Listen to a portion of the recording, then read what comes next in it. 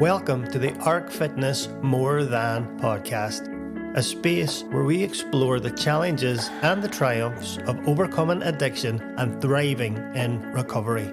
ARC Fitness is a highly commended and unique recovery organisation that utilises the powerful benefits of physical activity, professional support and community to support people to reclaim their lives after addiction. Each episode features conversations with individuals who have lived experience of addiction, as well as experts in the field. And together we will share stories, insights and tips on what it takes to break the cycle of addiction and to find a path to healing, growth and potential. We believe that everyone deserves a chance at recovery, no matter what their background or their circumstances, and that we are more than the problems that we face. Let's get started. Hello everyone, how are you all doing? I hope you are well. It's Gaz Rutherford here, founder of ARC Fitness, for this edition of More Than a podcast. So for the last 6 months, guys, we have heard from a variety of different individuals, all with different stories and different backgrounds, providing input into the podcast. There's been some really great episodes. And today's episode is going to be a little bit different, I suppose, from the traditional format. Traditionally, we've had somebody presenting, we've had some guests on, and we've talked around various themes. And there's been something, I suppose, that's been on my mind for quite some time whilst we've been kind of doing this. And it is more today I would like to share something with you. And it's more of a sharing of a conversation, some of the ideas and some of the things that I suppose that led ARC to where it is, led me to where I am as an individual. And I just think it's worth sharing. So the format's going to be different. If you've checked us out before, thank you very much. We're an addiction recovery service based in the northwest of Ireland, and we do some exceptional work with individuals who are struggling with their relationship with substances and their supporters. And like I said, today is going to be a little bit different.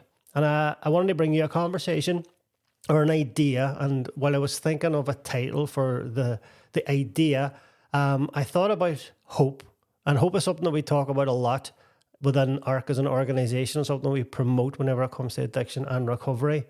And also how we see people with addiction and how we view people with addiction is something that's really important to us as an organisation.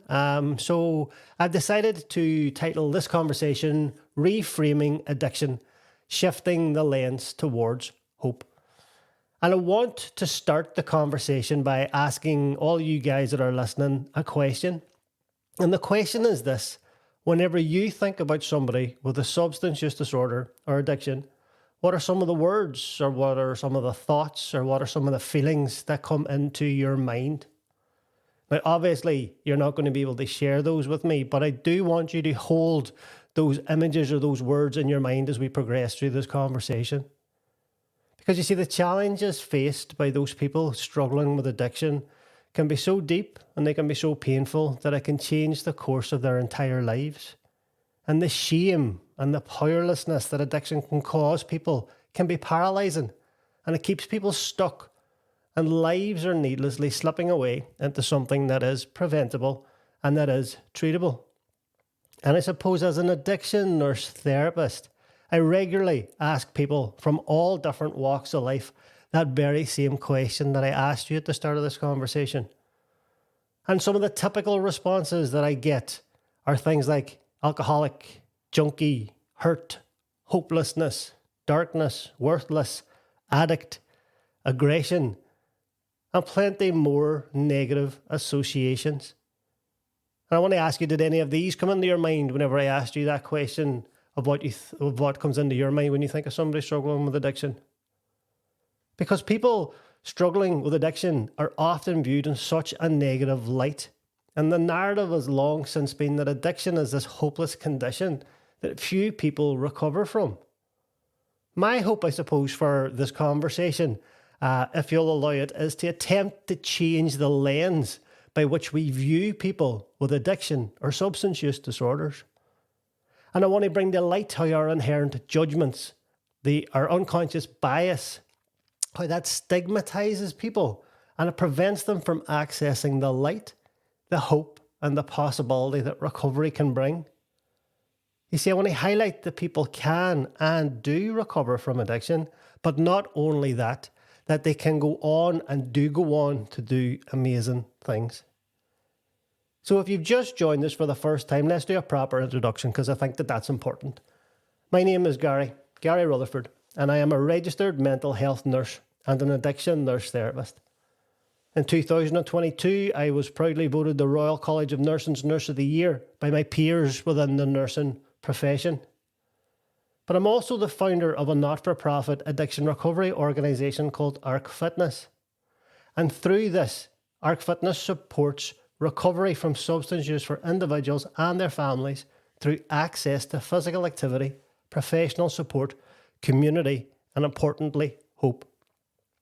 ARC is led by exceptional people, most of whom have lived a meaningful experience of the impact of addiction. I'm also engaged with academia, and I have published and I'm engaged in ongoing research on addiction and recovery. I'm a personal trainer, and I'm a massive fan of the humble burpee, much to the disappointment of people who engage in some of my classes. But I'm also a husband, and I'm also a father. And you see, when you meet me today, I appear professional, reputable, credible, successful even. But the last thing about me, and I always leave this last on purpose, is that I am also 12 years in long-term recovery from addiction.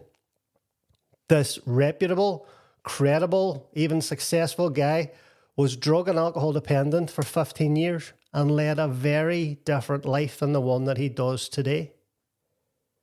You see, I lead a life today that was only made possible by people whose lens by which they viewed me was different than others that I had experienced in my life. And those people carried this light of hope and a light of possibility. But importantly, those people saw me as an individual with a problem and not a problematic individual. Because my battle with addiction started young. I used substances from a young age, and from the start my relationship with it was destructive. Now, I had a great upbringing, really good upbringing. I had great parents. I came from a loving home. I was just a really nervous kid. I was anxious all the time. I was overweight and I was bullied at school. And as a result, I felt broken, or I felt different from other people. And you see, that's what bullying can do to people. And I used drugs and alcohol to feel confident and to feel accepted. And trust me, I jumped straight into that relationship with both of my feet. And at the beginning, drug and alcohol use took away feelings of fear and anxiety and emotional pain. But of course, over time, I became reliant on them.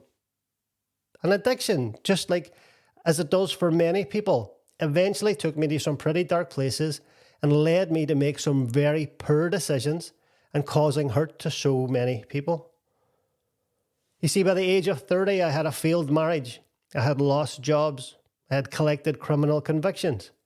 I had broken my back and lost some fingers and thumbs in various alcohol-related accidents. I had numerous hospitalizations, clinical detoxes, and spent time in various residential treatment centres. And you see, that was my experience of substance use. And it is a stark contrast from my life here today. You see, it's important to know that addiction changes a person, that they act in ways that we can't understand or we can't even comprehend. And the reality is that those behaviours are often unpleasant. And that is where the lens of shame and stigma creeps into our society. Now, let me take you back to 2010. It's February, it's bloody freezing, and I'm sitting in another rehabilitation centre surveying the destruction of my life. This time I am in Ballyards Castle in Armagh, in the middle of nowhere. And if rehab gives you one thing, it's plenty of time to reflect and survey the damage that addiction causes you and other people. But it was finally time to sort things out. And I had finally come to the harsh realization, sitting in that place, that my addiction had for years disconnected me from hope, from purpose, and from possibility. And I got sober. But getting sober and staying sober is a difficult process because recovery is hard. Ask anybody engaged in the process. It is the hardest thing that I have ever had to do. And it wasn't a linear process. You see, I relapsed on and off for 2 years before getting consistently sober. But I just wanted to be better. And here we are, 12 years down the line and sober. Now, in a different tangent to the conversation, I'll ask you this. Who listening loves taking part in physical activity regularly? Yeah, and I'm sure you do. I'm sure some of you do it because it makes you feel good. And you see, physical activity, we understand and we know that it's good for our physical health. We know that it's good for our emotional health.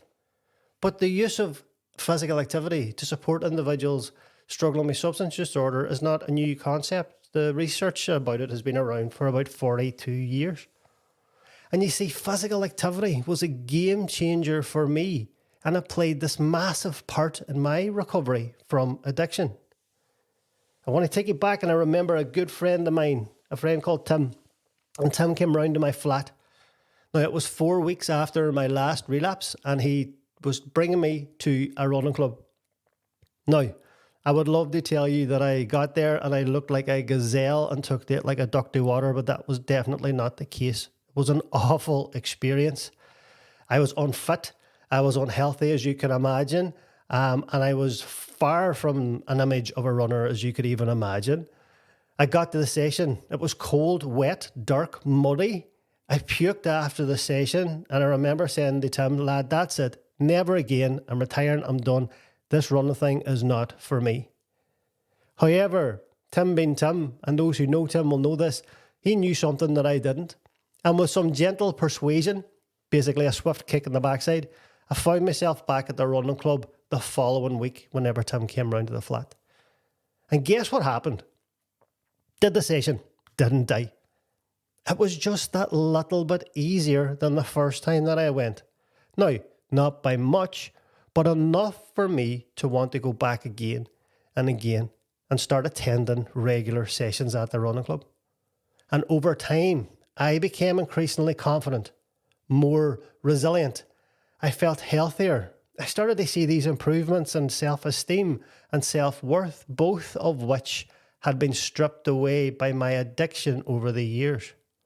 But importantly, my identity slowly shifted from being seen as somebody struggling with addiction to someone who loved to run and focus on their health.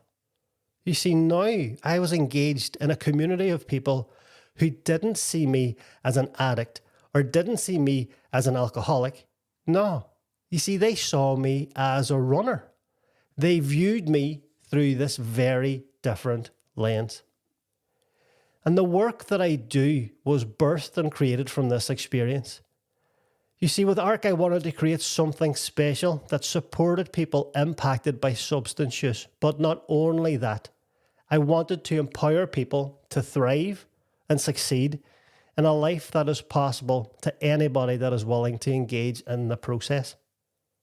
At ARC, we set up programs that are rooted in physical activity because just like a well-built house has a foundation, I believe recovery from addiction requires a physical, emotional, nutritional foundation to be successful. You see, we need this firm foundation before we can start unpacking years of trauma and years of pain. And the values that underpin the work at ARC are simple: non-judgment, compassion, and most importantly, hope. Almost 5 years on, we have now supported hundreds of individuals and family members access support and reclaim their lives. I want to paraphrase a quote that I came across years ago, and it's by St. Francis of Assisi. Now, whether you're spiritual or not, it's irrelevant. It's really poignant to what we're talking about. And St. Francis of Assisi said this: spread the good news at all times, and if necessary, use words. And you see, to me, this highlights the importance of our actions. It highlights the importance of how we treat people, of how we make them feel, and how we speak to people. You see, his lens was spot on. At ARC, we treat people who are struggling with addiction exactly how we would like to be treated ourselves, with kindness and with respect. And my experience has shown me that people who struggle with substances can change their worlds, but also the worlds of other people around them. You see, I've seen people enter recovery, run marathons, complete triathlons, get their children back, rebuild relationships, return to education and work, and also go on to achieve professional qualifications to then go on and help support other people in pain. You see, that is the lens in which I view people who struggle with addiction, and it is a lens of hope, and it is a lens of possibility. You see, I've met a lot of people struggling with addiction over the years, and I'll tell you what they are not. They are not incapable, they are not weak, and they are not unworthy. They are much more than that. You see, some of the strongest and kindest and most impressive individuals that I have met have overcome addiction. And as I start to bring this conversation that we're having to a close, I want us all to understand something really vitally important. Nobody, and I mean nobody, chooses the path of addiction willingly. It's a much deeper construct than that. It's extremely complicated and it's complex. There are psychological and there are physiological aspects to it. I didn't decide that it would be a great idea to need a drink or a drug first thing in the morning just to stop myself from getting sick. No, you see, it was a lens of fear and a lens of shame that did that. My mission and the mission of ARC Fitness is to bring addiction and recovery out of the shadows and into the light. And by changing this lens by which we all view people struggling with addiction, we give those people the permission to recover. And you see, whenever we begin to understand addiction better, and I mean its causes, its biology, then we start to move away from this societal lens of shame and societal lens of stigma towards a lens of support and a lens of hope. And you see, I believe that together we can see through a different lens when it comes to supporting people struggling with addiction.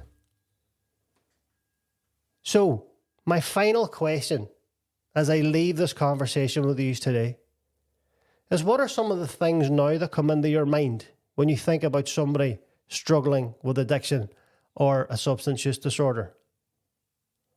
Thank you for listening, and I look forward to catching up with you again on the next ARC Fitness More Than a Podcast episode.